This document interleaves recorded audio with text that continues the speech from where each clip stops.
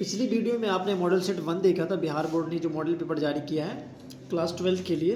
तो हिस्ट्री का पहला मॉडल सेट आपने देख लिया है। दूसरा मॉडल सेट आपके स्क्रीन के ऊपर ये रहा, ठीक है।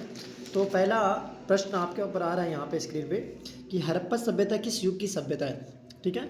हड़प्पा सभ्यता किस युग की सभ्यता है। तो कई बार आप पढ़े होंगे, नहीं पढ़े तो याद कर लीजिए, कांस्य युग की सभ्यता है, ठीक है। हड़प्पा किस नदी के किनारे स्थित है। हड़प्पा किस नदी के किनारे स्थित है। पिछले मॉडल सेट में आपने देखा होगा, पिछले मॉडल सेट में आपने देखा होगा, ये क्वेश्चन आया था, ठीक है ना। तो आप यहाँ पे देख लीजिए, इसका आंसर आप खुद से कमेंट में करिए। ऑप्शन है आपके सिंधु, व्यास, सतलज, रावी। तो इसका क्या आंसर होगा आप खुद कमेंट में बताइए, ठीक है। तो इस प्रश्न का आंसर आपने खुद से करनी है, ठीक है। अगला प्रश्न है कि लोथल कहाँ स्थित है। यह प्रश्न भी रिपीट हो रहा है, लोथल कहाँ स्थित है। तो लोथल जो है कहाँ स्थित है, कई बार आपने देखा होगा। तो लोथल जो है किस राज्य में है। तो इसका लोथल जो है वो पंजाब में स्थित है। कहाँ, पंजाब में। मोहनजोदड़ो का उत्खनन किया था, मोहनजोदड़ो को खुदवाने का काम किसने करा था। तो उनका नाम था जी R D बनर्जी। क्या नाम था, R D बनर्जी। मोहनजोदड़ो का उत्खनन किसने करवाया था, R D बनर्जी ने, ठीक है। इंडिका के लेखक कौन है। इंडिका जो पुस्तक है उसके लेखक कौन है। तो बोलेंगे मेगास्थनीज, मेगास्थनीज, ठीक है। गुप्त वंश के किस शासक को भारत का नेपोलियन कहा जाता है। गुप्त वंश के किस शासक को भारत का नेपोलियन कहा जाता है। इसका सही आंसर हो जाएगा जी समुद्रगुप्त। ये भी क्वेश्चन रिपीट हो रहा है। गुप्त वंश के किस शासक को भारत का नेपोलियन कहा जाता है, समुद्रगुप्त को। प्राचीन भारत में धम्म की शुरुआत किस शासक ने की थी। प्राचीन भारत में धम्म की शुरुआत किस शासक ने की थी। तो इस प्रश्न का सही जवाब हो जाएगा जी अशोक। अशोक ने धम्म की शुरुआत करी थी, ठीक है ना। अगला प्रश्न है आपका कि मनुस्मृति, मनुस्मृति में कितने प्रकार के विवाह का उल्लेख किया गया है। मनुस्मृति में कितने प्रकार के विवाह का उल्लेख किया गया है। तो अगर आपने पढ़ाई करी होगी सही से तो इसके ऑप्शन 4, 6, 8 और 9 है। तो इस प्रश्न का जवाब आप कमेंट में दीजिए और आपको याद है कि नहीं ये आप बताइए हमें, ठीक है। अगला प्रश्न है कि महाभारत का युद्ध जो है वो कितने दिनों तक चला। महाभारत का युद्ध कितने दिनों तक चला था। तो महाभारत का युद्ध जो है वो 18 दिन तक चला था, ठीक है। महाभारत में गंगा पुत्र के नाम से किसे जाना जाता है। महाभारत जो पुस्तक है नहीं, हिंदू लोगों की जो है, हिंदू मज़हब की महत्वपूर्ण किताब है, वो बहुत इंपॉर्टेंट किताब है। तो महाभारत में गंगा पुत्र के नाम से किसे जाना जाता है। तो इसका आंसर होगा जी भीष्म को। भीष्म को क्या बोला गया महाभारत में, गंगा पुत्र के नाम से जाना गया है, ठीक है। श्वेतांबर एवं दिगंबर का संबंध किस धर्म से है। श्वेतांबर एवं दिगंबर का संबंध किस धर्म से है, यानी वो किस धर्म को मानने वाले थे, ठीक है। उनका संबंध किन से है, हिंदू से, बौद्ध से, शैव या जैन से। तो इस प्रश्न का सही जवाब हो जाएगा जी जैन धर्म से। किससे, जैन धर्म से। चौथी बौद्ध परिषद किस शासक के काल में हुई थी। चौथी बौद्ध परिषद या संगीति किस शासक के काल में हुई थी। तो इसका आंसर हो जाएगा जी कनिष्क के काल में चौथी बौद्ध परिषद हुई थी, कनिष्क के शासन काल में।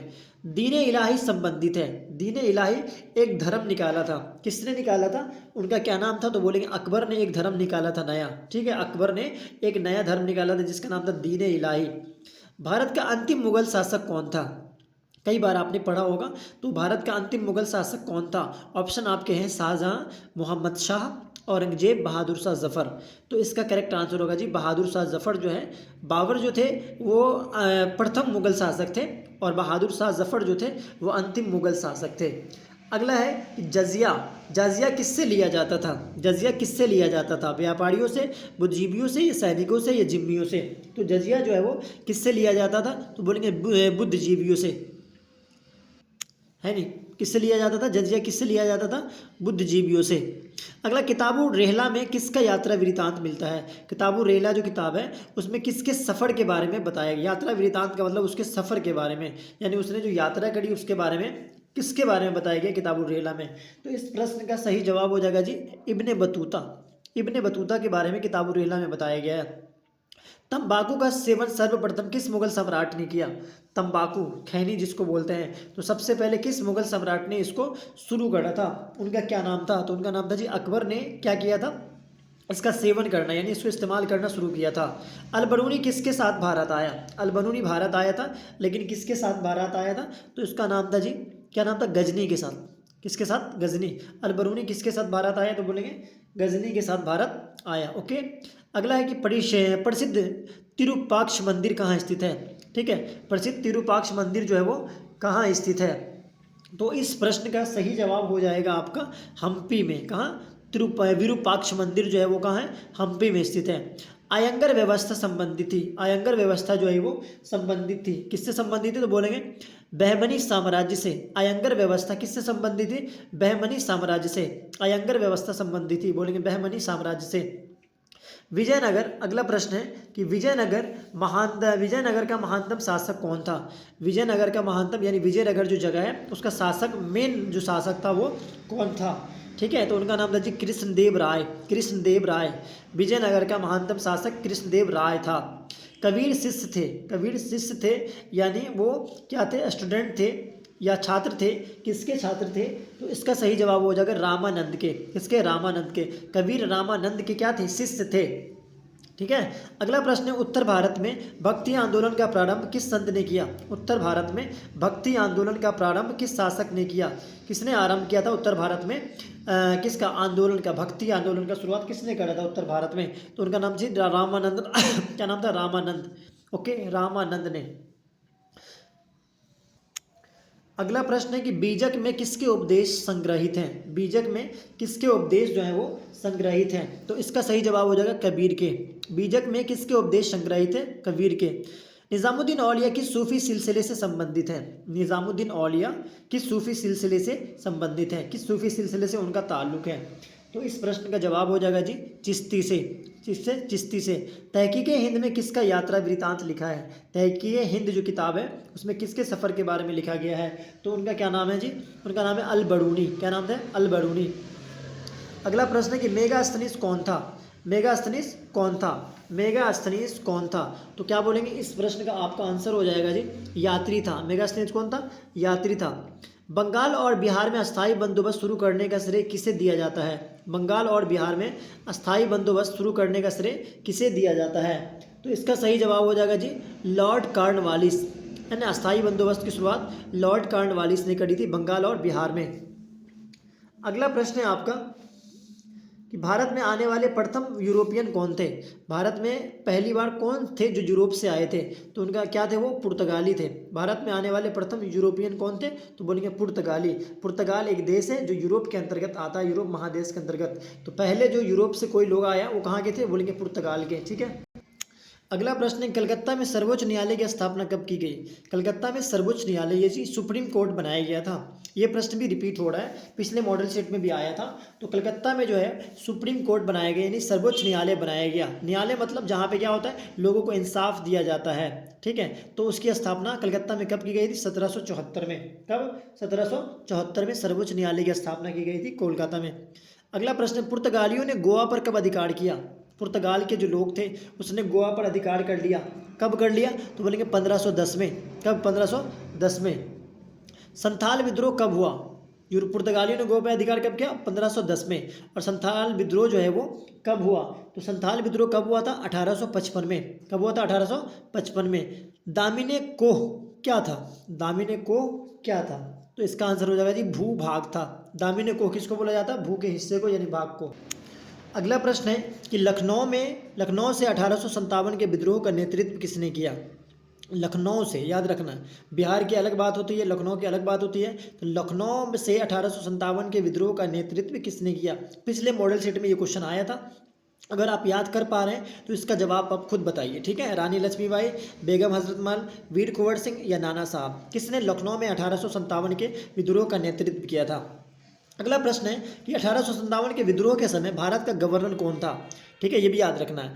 1857 के विद्रोह के समय भारत का गवर्नर जनरल कौन था, तो इस प्रश्न का सही जवाब आपको पता होना चाहिए कि क्या था, वो लॉर्ड कैनिंग, ठीक है। लॉर्ड कैनिंग जो था वो क्या था, गवर्नर था भारत का। कब, 1857 के विद्रोह के समय, 1857 के विद्रोह के समय, ठीक है।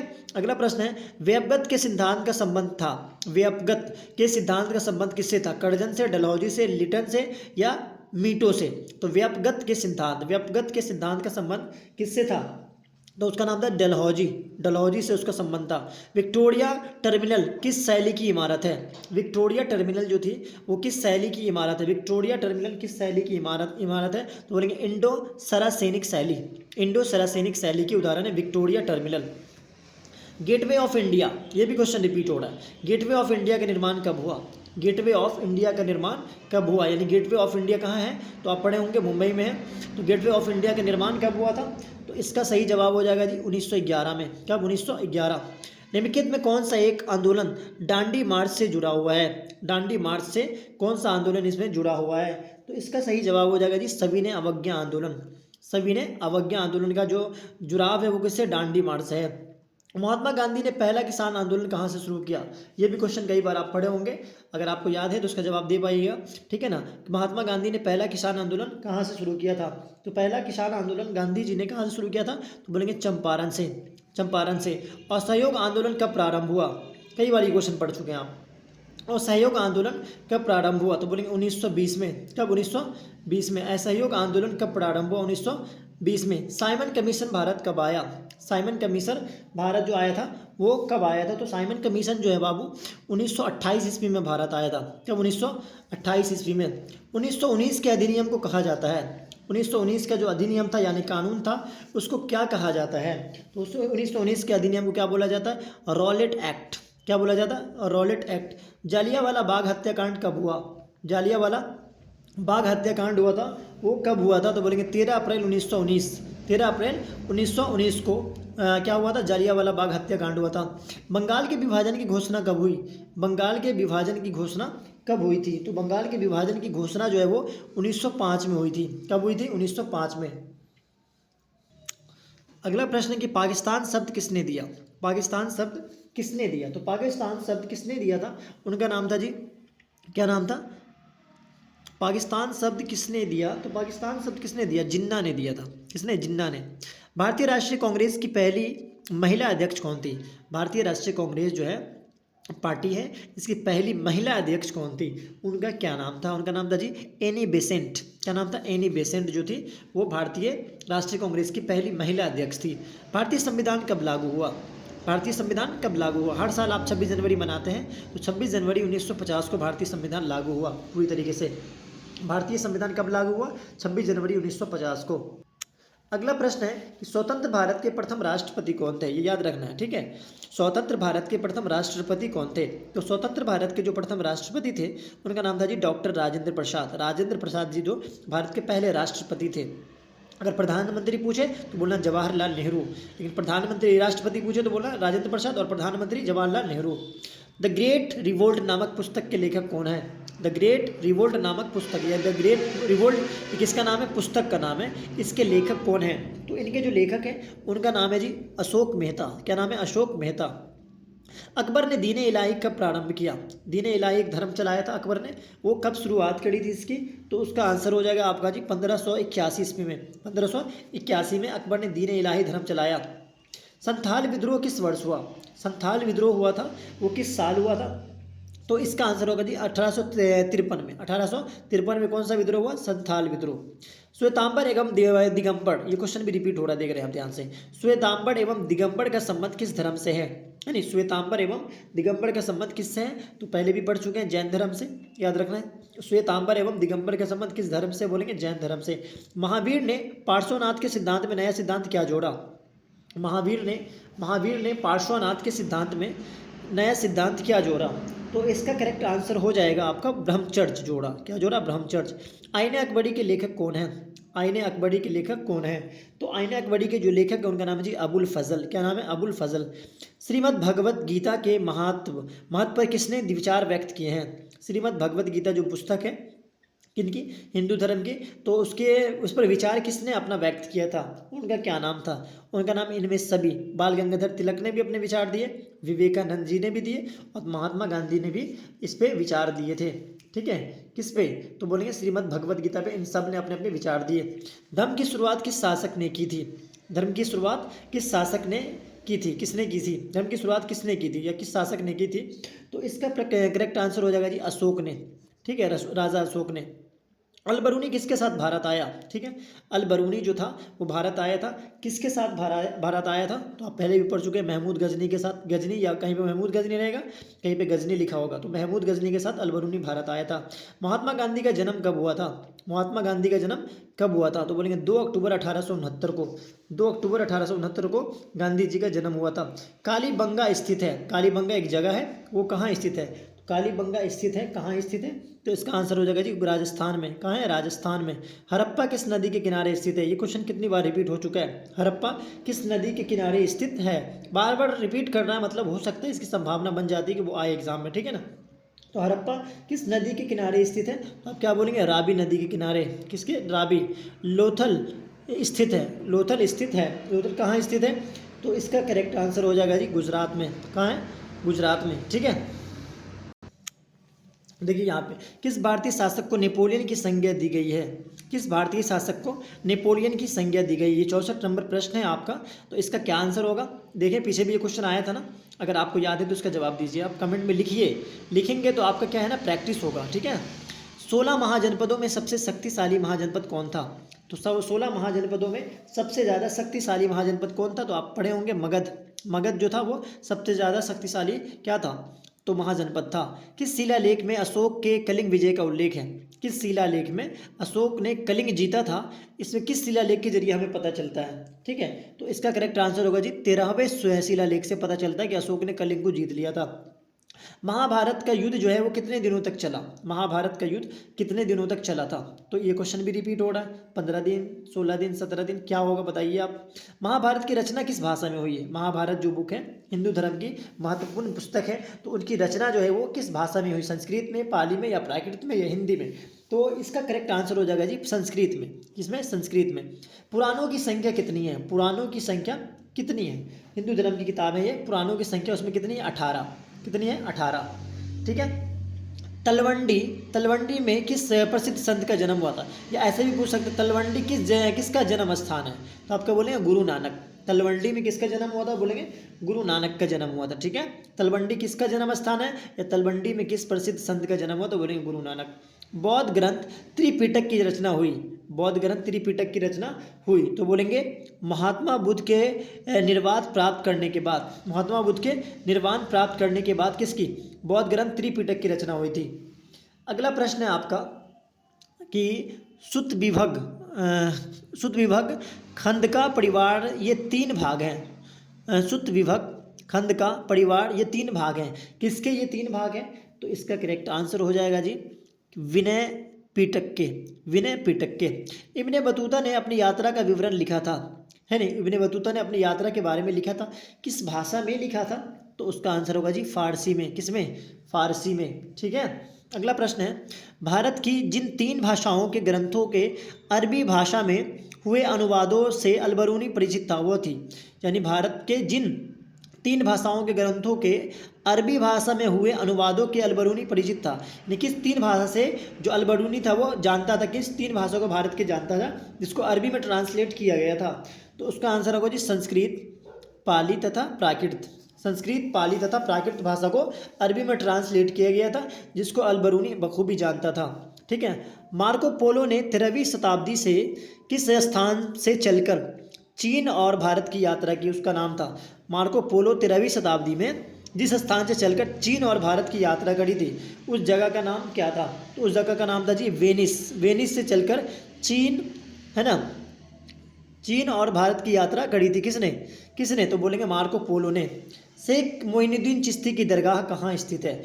शेख मोइनुद्दीन चिश्ती जो है उनकी दरगाह है, यानी उनका मज़ार जो है वो कहाँ स्थित है? तो इसका आंसर होगा जी अजमेर में। कहाँ है? अजमेर में। उत्तर भारत में भक्ति आंदोलन का आरंभ किस संत ने किया? पढ़े अभी पीछे भी। उत्तर भारत में भक्ति आंदोलन का आरंभ जो है वो किस संत ने किया था? किस, उनका नाम क्या था? तो बोलेंगे रामानंद। क्या नाम था? रामानंद। अगला है कि वीर शैव, जिसको लिंगायत भी बोलते हैं, वीर शैव आंदोलन के जनक कौन थे? वीर शैव आंदोलन जो थे उसके जनक कौन थे? उनका क्या नाम था? उनका नाम था जी बासबन्ना नाम था जो वीर शैव आंदोलन के जनक थे। विजयनगर साम्राज्य की स्थापना किसने की? विजयनगर साम्राज्य की स्थापना किसने की थी? विजयनगर साम्राज्य की स्थापना किसने की थी? उनका नाम था हरिहर और बुक्का। हरिहर और बुक्का। विजयनगर साम्राज्य की स्थापना किसने की थी? हरिहर और बुक्का। पुर्तगालियों ने गोवा पर कब अधिकार कर लिया? अभी पढ़े हैं कुछ देर पहले। पुर्तगालियों ने किस पे? गोवा पे अधिकार कर लिया। कब किया था? 1510 में। पुर्तगालियों ने गोवा पे कब अधिकार कर लिया? 1510 में क्या कर लिया? अधिकार कर लिया। विजयनगर का महानतम शासक कौन था? विजयनगर का महानतम शासक यानी महानतम राजा था कौन था? बोलेंगे कृष्णदेव राय। कृष्णदेव राय था विजयनगर का महानतम शासक। आईने अकबरी कितने भागों में विभक्त हैं? आईने अकबरी जो वो कितने भागों में बटी हुई है? तो इसका करेक्ट आंसर होगा जी 5 भागों में। कितने भागों में? 5 भागों में। अकबरनामा की रचना किसने की थी? अकबरनामा की रचना किसने की थी? अकबरनामा की रचना करने वाले का क्या नाम था? तो बोलेंगे अबुल फजल। क्या नाम था? अबुल फजल। आईने अकबरी किसने लिखा? तो बोलेंगे अबुल फजल। ठीक है, अकबरनामा बोलिए या आईने अकबरी बोलिए, क्या इसका आंसर हो जाएगा? अबुल फजल। ठीक है, अबुल फजल। ओके, अगला प्रश्न है आपका कि पानीपत का प्रथम युद्ध किस वर्ष हुआ था? पानीपत का प्रथम युद्ध, पानीपत का प्रथम युद्ध किस वर्ष हुआ था? पानीपत का प्रथम युद्ध जो है वो कब हुआ था? तो इसका आंसर 1526 में। कब? 1526 में। बाबर की आत्मकथा का क्या नाम है? बाबर ने अपनी आत्मकथा लिखी यानी अपनी जीवनी लिखी, उसका नाम क्या है? तो बोलेंगे बाबरनामा। क्या नाम था? बाबरनामा। ठीक है, बाबर की आत्मकथा का क्या नाम है? बाबरनामा। तंबाकू पर किस शासक ने प्रतिबंध लगाया? ठीक है, पहला बोला किसने सेवन करना शुरू किया? तो बोलेंगे अकबर। लेकिन किसने प्रतिबंध लगा दिया यानी रोक लगा दिया? तो उनका क्या नाम था? जहांगीर। क्या नाम था? जहांगीर। अस्थाई बंदोबस्त जुड़ा था, अस्थाई बंदोबस्त जो है वो जुड़ा हुआ था, किन से जुड़ा हुआ था? तो अस्थाई बंदोबस्त जो है किससे जुड़ा था? कार्नवालिस से, कार्नवालिस कोड से जुड़ा था। संथाल विद्रोह का नेतृत्व किया, संथाल विद्रोह का नेतृत्व किसने किया? संथाल विद्रोह का नेतृत्व किया किसने किया? तो इसका करेक्ट आंसर हो जाएगा जी किसने किया? सिद्धू एवं कानू ने, सिद्धू एवं कानू ने। सिद्धू कानू ने किस विद्रोह का नेतृत्व किया? इसी क्वेश्चन को उल्टा पूछ दिया, सिद्धू कानू ने किस विद्रोह का नेतृत्व किया? तो इसका आंसर होगा जी संथाल विद्रोह। क्या बोलेंगे? संथाल विद्रोह। अगला है कि अवध में 1857 के विद्रोह का नेतृत्व किसने किया था? किसमें? अवध में। अवध में, याद रखना, बिहार में अलग, फिर लखनऊ में अलग, ठीक है, अवध में अलग। अवध में 1857 के विद्रोह का नेतृत्व किसने किया था? उनका क्या नाम था? उनका नाम था बेगम हजरत महल। क्या नाम था? बेगम हजरत महल। 1857 का विद्रोह प्रारंभ हुआ यानी आरंभ हुआ कितना तारीख को? 1857 का विद्रोह आरंभ हुआ था कितनी तारीख को हुआ था? तो बोलेंगे 13 मई को। कब? 13 मई को। व्यपगत का सिद्धांत का संबंध है, व्यपगत का सिद्धांत का संबंध किससे है? तो बोलेंगे डलहौजी से। किससे? डलहौजी से। ठीक है, गेटवे ऑफ इंडिया का निर्माण कब हुआ? ठीक है, गेटवे ऑफ इंडिया का निर्माण कब हुआ? ये क्वेश्चन कई बार रिपीट हो चुका है। ठीक है, गेटवे ऑफ इंडिया का निर्माण कब हुआ? तो इस प्रश्न का सही जवाब हो जाएगा, इसका आंसर आप खुद से दीजिए, है ना। गेटवे ऑफ इंडिया का निर्माण कब हुआ था? इसका आंसर आप खुद से बताइए। भारत में रेलवे की शुरुआत कब हुई? भारत में रेलवे की शुरुआत कब हुई? भारत में रेल चलना कब से शुरू हुआ था? तो कई बार ये क्वेश्चन आ चुका है। तो भारत में जो रेलवे की शुरुआत हुई थी वो कब हुई थी? 1853 में। कब? 1853 में। ईस्ट इंडिया कंपनी की स्थापना कब हुई? ईस्ट इंडिया कंपनी बनी थी जो भारत को लूटने के लिए, तो ईस्ट इंडिया कंपनी की स्थापना कब हुई थी? तो इसका करेक्ट आंसर हो जाएगा जी 1600 ईस्वी में। कब? 1600 ईस्वी में। दिल्ली चलो का नारा किसने दिया? दिल्ली चलो का नारा किसने दिया? तो बोलेंगे सुभाष चंद्र बोस ने। क्या दिया? दिल्ली चलो का नारा दिया। दिल्ली चलो का नारा किसने दिया? सुभाष चंद्र बोस ने। अगला प्रश्न है कि भारत छोड़ो आंदोलन किस वर्ष हुआ? भारत छोड़ो आंदोलन किस वर्ष हुआ था? तो भारत छोड़ो आंदोलन जो 1920 में, भारत छोड़ो आंदोलन किस वर्ष हुआ था? सॉरी, इसका आंसर होगा 1942, 20 नहीं 42। भारत छोड़ो आंदोलन किस वर्ष हुआ था? 1942 में। भारतीय राष्ट्रीय कांग्रेस की स्थापना कब हुई? भारतीय राष्ट्रीय कांग्रेस की स्थापना कब हुई? तो भारतीय राष्ट्रीय कांग्रेस की स्थापना 1885 में हुई, 1885 में। अगला है कि फ्रंटियर या सीमांत गांधी किसे कहा जाता है? ठीक है, फ्रंटियर या सीमांत गांधी यानी छोटा गांधी किसे कहा जाता है? तो बोलेंगे खान अब्दुल गफ्फार खान को क्या बोला जाता है? सीमांत गांधी। सीमांत गांधी यानी छोटा गांधी। खान अब्दुल गफ्फार खान को सीमांत गांधी भी कहा जाता था। ठीक है, इस तरह करके आपका दूसरा मॉडल सेट जो है वो कंप्लीट हो गया। तीसरा मॉडल सेट अगली वीडियो में देखेंगे। ठीक है।